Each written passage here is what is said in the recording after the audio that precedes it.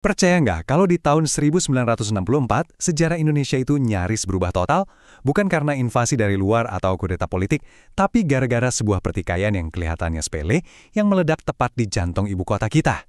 Nah, ini dia pertanyaannya. Gimana ceritanya cuma karena ejek-ejekan bisa sampai memicu perang antar tentara di tengah-tengah Jakarta?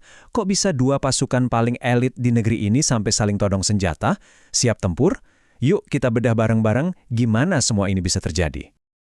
Oke, kita mulai ceritanya. Semua ini berawal di satu tempat yang ikonik di Jakarta, Lapangan Banteng. Sebuah lokasi yang tanpa diduga menjadi saksi bisu awal mula ketegangan yang sangat berbahaya ini. Coba kita bayangin ya, kita mundur ke tahun 1964. Lokasinya di Lapangan Banteng. Di sana ada dua unit tempur paling keren yang kita punya. Kopassus yang waktu itu namanya masih RPKAD, sama Marinir yang dulu dikenal sebagai KKO. Mereka lagi ngadain latihan bersama. Nah, lagi asik-asik latihan, suasana mulai panas. Tapi ini bukan karena beda strategi militer atau apa loh. Pemicunya sepele banget, saling ejek antar prajurit. Kedengarannya biasa aja kan? Tapi kali ini akibatnya hampir fatal. Dan ya, dari mulut pindah ke tangan. Ejekan tadi langsung meledak jadi adu jotos massal. Ini bukan sekedar berantem biasa loh. Dua-duanya sampai ada yang luka-luka. Lapangan yang harusnya jadi tempat latihan, malah jadi arena tawuran.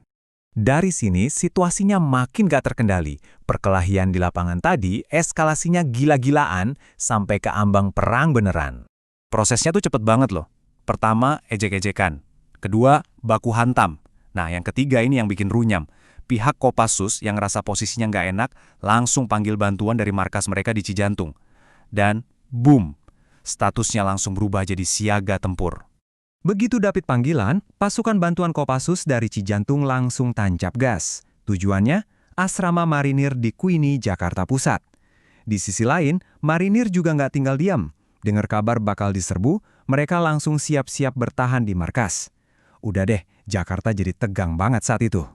Dan inilah momen puncaknya yang bikin merinding. Dua pasukan elit kita bersenjata lengkap. Ada bazooka, ada senapan serbu, udah saling berhadapan, saling todong. Jari-jari mereka itu udah nempel di pelatuk, tinggal nunggu perintah tembak.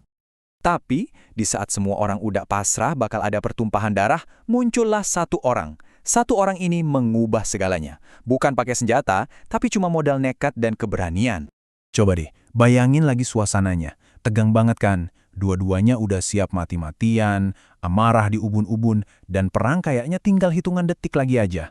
Situasi buntu yang sangat-sangat berbahaya. Terus, di tengah kekacauan itu, ada satu momen yang luar biasa.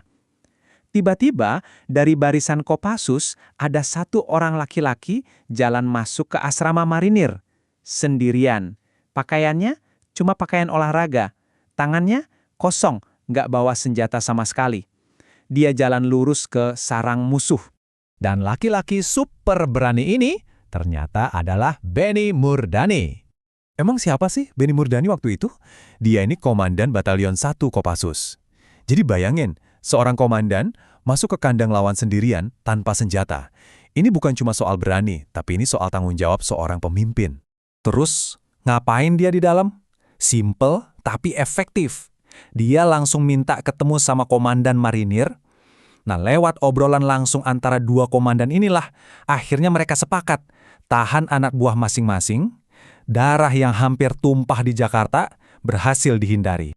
Aksi Benny Murdani hari itu tuh bukan cuma mendinginkan suasana sesaat, tapi juga ninggalin pelajaran penting banget tentang apa artinya jadi seorang pemimpin. Coba deh kita pikirin bareng-bareng, gimana kalau waktu itu nggak ada Benny Murdani? Apa jadinya perang saudara antar tentara elit di ibu kota? Wah, itu bisa jadi luka yang dalam banget buat sejarah TNI kita. Bisa jadi sejarah kita bakal beda banget. Bakal ada catatan kelam di mana soliditas angkatan bersenjata kita hancur dari dalam gara-gara masalah yang awalnya sepele. Jadi, ya, kisah dari tahun 1964 ini jadi pengingat buat kita semua.